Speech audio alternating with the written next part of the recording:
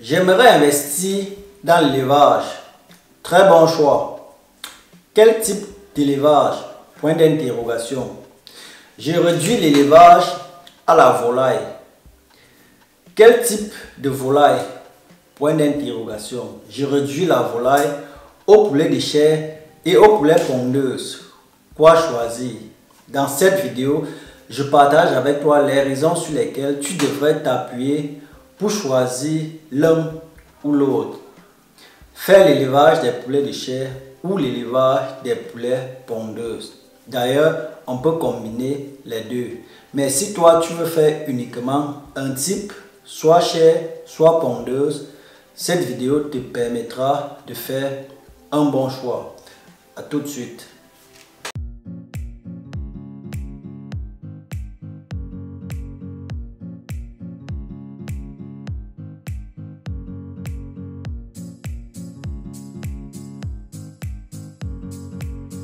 Salut, j'espère que tu vas bien. Moi, c'est Vitris Tafokam. Ici, on parle de ton développement et celui de ton peuple. Si tu es nouveau sur la chaîne, abonne-toi et active la cloche de notification pour les prochaines vidéos. Comme je disais à l'introduction, aujourd'hui, je partage avec toi les raisons sur lesquelles tu devrais t'appuyer pour faire l'élevage des poulets de chair ou pondeuses. Ces raisons sont d'ordre économique, je parle ici de l'investissement, voire ou d'ordre culturel, je veux dire nos habitudes. Parlant des facteurs économiques, je fais ici allusion à l'investissement. Si tu veux faire l'élevage poulet, chair ou pondeuse, où est-ce qu'on se situe à l'investissement? Ça, c'est la première raison que je vais te donner. En poulet de chair, tu peux acheter 5 sujets, 10 sujets, moins d'une centaine. Tu pas grossir, je veux dire, tu élèves, tu passes sur le marché, tu vends, tu as ton bénéfice. Et quand je parle ici de l'élevage, je laisse l'élevage familier. Donc, je parle ici de l'élevage qu'on fait pour faire rentabiliser la chose. Je veux dire, c'est le business. Tu investis dans l'élevage pour faire le retour sur investissement et faire le gain. C'est de ce type d'élevage là que je parle, l'élevage familier où on produit pour nourrir sa famille pour la consommation personnelle. Là, c'est un autre débat. Comme j'étais en train de dire, tu peux acheter juste une cinquantaine de sujets, tu pars élever et tu pars sur le marché vendre, tu fais ton bénéfice. Et pourtant, en poulet pondeuse, si tu veux rentabiliser la chose, c'est pas possible. En poulet de chair, tu peux parler en centaines. Or, si tu veux rentabiliser l'élevage des poulets pondeuses, il faut parler en milliers. Le minimum ici, c'est 1000. Donc, si tu veux investir dans l'élevage, poulet, chair ou pondeuse, il faut déjà voir ce facteur capital. Quel est ton investissement que tu vas faire? Est-ce que l'investissement est consistant? C'est vrai, même avec l'investissement consistant, tu peux toujours investir dans l'élevage des poulets de chair. Ça, c'est possible. Tu peux faire autant en élevage des poulets de chair. Mais dès que le capital devient réduit, donc dès que on parle ici d'un petit investissement, tu ne peux que faire les poulets chers, à moins que ce soit pour la consommation personnelle dans les poulets pondeuses. Donc c'est pour ça que il faudrait qu'on se limite à l'élevage pour faire le business. Tu vois que ce premier facteur capital est très important. Si tu as un grand capital, tu peux faire le choix entre pondeuse ou chair. Mais si tu as un petit capital, tu dois te limiter à l'élevage des poulets de chair. À côté même du capital, on a donc la rentabilité. En réalité, la rentabilité dépend de plusieurs facteurs. On ne peut pas dire en un mot que les poulets de chair sont plus rentables que les poulets pondeuses. tout ça dépend d'autres stratégies, donc je ne vais pas développer dans cette vidéo. Ça c'est juste, la vidéo d'aujourd'hui c'est juste pour te donner les raisons pour lesquelles tu devrais choisir Pierre ou Paul, disons ça comme ça. Et la deuxième raison, c'est d'ordre culturel. La consommation. Combien de personnes mangent le poulet par semaine? Disons, combien de fois les familles mangent le poulet par semaine? Et combien de fois les familles mangent les œufs par semaine? Regarde toi-même dans le miroir et tu vois déjà combien de fois tu manges les œufs par rapport à la viande. Et c'est cette réflexion-là que tu peux transmettre, projeter sur le marché. Sur le marché, tu vois déjà que beaucoup de personnes sont capables de s'acheter les œufs que le poulet. Donc, ce n'est pas tout le monde qui peut manger le poulet tous les jours. Mais manger les œufs tous les jours, c'est comme un luxe. Beaucoup de familles, beaucoup de gens aimeraient déjeuner avec les œufs. Donc, tu vois déjà que le marché tient compte de tout ceci.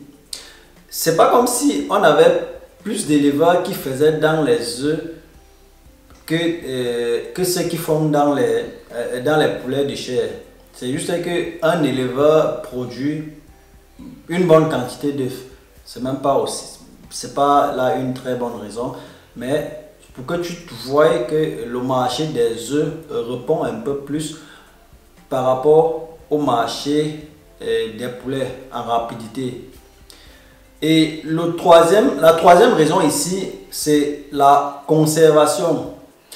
Tu sais, tu peux produire les œufs et vendre plus tard. C'est vrai, les œufs se gâtent aussi, mais après une bonne période, tu peux conserver pendant une bonne période.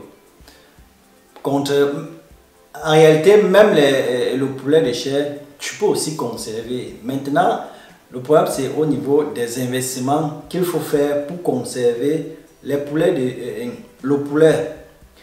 Tu peux conserver le poulet aussi pendant une très bonne période, mais il faut donc faire les investissements que ça demande.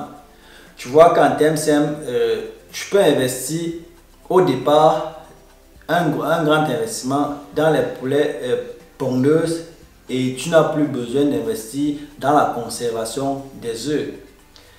Et si ton investissement n'est pas consistant, je veux dire tu investis juste un peu d'argent, le capital n'est pas volumineux, et que le marché ne répond pas, parce que ça il faut déjà le dire, le marché ne répond pas toujours. Quand tu veux investir dans l'élevage, tu restes dans la chambre, tu fais un business plan et tu dis je vais contacter les hôtels, je vais contacter les restaurants et ça va vite, ça va aller, tu vois. Or sur le terrain c'est autre chose. Pour quelqu'un qui est dans le secteur, il te dira que tu peux produire, le moment de vendre, ça n'en sort pas. Tu es obligé de rester pendant une bonne période encore, ou bien tu es obligé de vendre pour perdre parce que tu ne veux pas continuer à dépenser de l'argent sans savoir quand est-ce que le marché va répondre comme tu veux. Et déjà, c'est le marché qui fixe le prix du poulet. Tu peux investir, tu as nourri les poulets, disons, jusqu'à 45 jours. Et le moment de sortir, le marché n'est pas bon. Oui, tu peux dire, tu fais les reformer. Mais tu vas reformer jusqu'à quand? Tu ne vas pas reformer à un point où tu te retrouves sur le marché avec un poulet. Si on veut calculer tes dépenses, le poulet revient, je vais te dire un exemple, à 12 000. Qui va acheter un poulet à 12 000 pour aller manger? Donc tu vois qu'à un moment donné, tu es coincé quelque part. Donc c'était ça la deuxième raison que je peux dire. La troisième raison, autant pour moi, qui concerne la conservation. Il y a aussi la quatrième raison ici, qui est le facteur temps. Tu sais, en élevage des poulets de chair, on peut essayer.